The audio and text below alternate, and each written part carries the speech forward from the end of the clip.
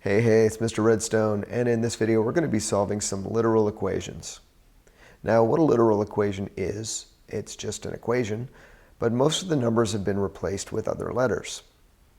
The rules for equation solving, however, have not changed. To best illustrate this, what I'm going to do are two questions that look almost identical, and I'm highlighting them here. The only difference is, on the left I have an 8, and on the right I have an 8x. So for this first example, this two-step equation, to isolate the variable y, we use inverse operations and subtract 8, and then divide both sides by 6. Pretty straightforward. On the right-hand side, don't let that second variable scare you. I'm telling you that we want to get y by itself. To do that, we use the inverse operation of adding 8x, which is to subtract 8x. On the right-hand side, those are unlike terms, so we can't combine them. Now, it would be a good idea at this point if you get used to writing the variable term first. So instead of 2 minus 8x, say negative 8x plus 2. The next step to isolate y is the inverse operation of division. If you divide the left by 6, you have to divide everything on the right by 6. Just a little bit of fraction cleanup, simplifying the lowest terms, and you're done. The key takeaway here is the steps that you took on the left, subtraction followed by division, was the exact same thing that you did on the right. Next example, 4x minus 8 is 12, and then 4x minus y is k. As you can see again, the setups look very similar. And in both cases, we want to solve for x. On the left-hand side, to isolate the term with the variable, we're going to have to add 8. Because that's the inverse operation of subtraction. And then we divide by 4 because that's the inverse operation of multiplication. And you get an answer. The next question has 3 variables in it. But again, we're trying to isolate x. To do that, we use the inverse operation of subtraction, which is addition of y. On the right-hand side, you have k plus y, and those are unlike terms, so you cannot combine them. Just like you did on the left-hand side, the inverse operation of multiplication is division, and if you divide the left by 4, you're going to have to divide everything on the right by 4. X is going to be 1/4 of k plus 1/4 of y. Since those are unlike terms, you can't simplify it any further. You're done. Now, the next equation is what we call the slope-intercept form of a line. Y equals mx plus b. You may not know what those letters mean yet, but you will soon. And what we're trying to get is m isolated. So we're going to have to subtract b, because that's the inverse operation of adding b. That leaves us with mx equals y minus b. Those are unlike terms. To get m by itself, we're going to have to do the inverse operation of multiplication by x, which is division. And that leaves us with y over x minus b over x. None of those fractions can be simplified. We are done. You could have also written that as y minus b, quantity divided by x, but I like to break it out in terms of the two fractions. Example 4. This is what we'll call the point-slope form of a line. And again, you're going to be seeing it more soon. And we're trying to isolate the variable x. There's a couple of ways that we could do this. You're trained to distribute first, so we'll do that. Y minus 3 is going to equal mx plus 3m. Now we want to isolate the term with the x in it. To do that, we have to get rid of the term plus 3m. The inverse operation would be to subtract 3m. On the left-hand side, I'm going to write mx, and on the right, none of those 3 terms are like terms, so we can't combine them. So y minus 3 minus 3m. We've almost isolated x.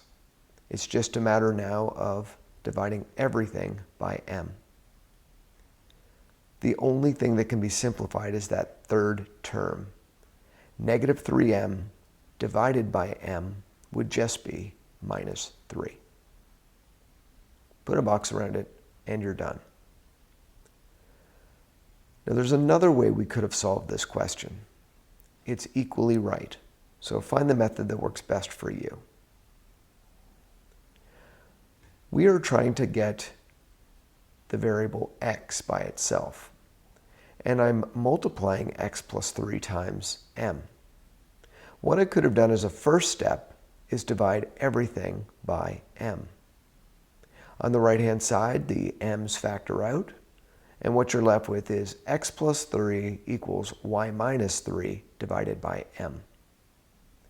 And since we're just trying to get x isolated, we can do that by subtracting 3 from both sides. So x is going to equal y minus 3 quantity divided by m, subtract 3. That looks different than what we first came up with, but you have to realize that division by m is being distributed to the y and the minus 3. It is the same expression. So whatever method you feel more comfortable with, go with what works for you. To give myself a bit more white space, I'm going to blow that away and look at the next formula. This is the formula for the area of a circle. The area of a circle is equal to pi r squared, and we're trying to solve for the variable r. I've got a coefficient of pi, so I can divide both sides by pi.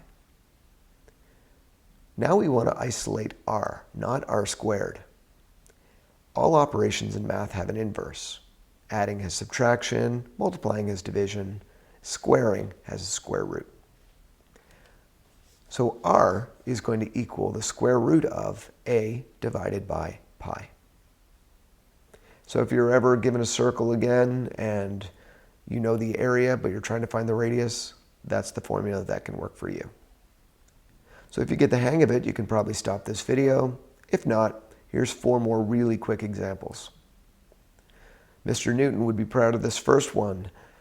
We are trying to isolate the variable a. We can do that by dividing both sides by m. And in a science class, sometimes you're given these triangles where you have to cover up one of the letters.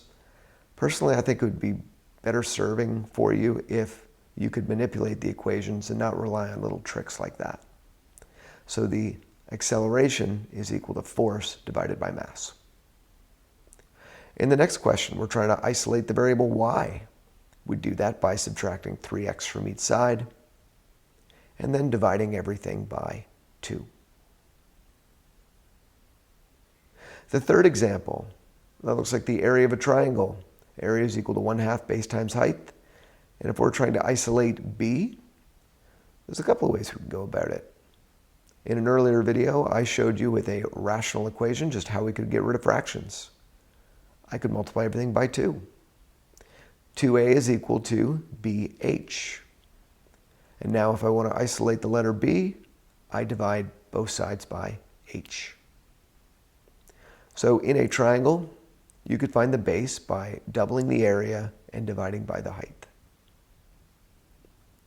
And the last one we're going to do, something you'll see in geometry. It's the Pythagorean theorem. A squared plus b squared equals c squared.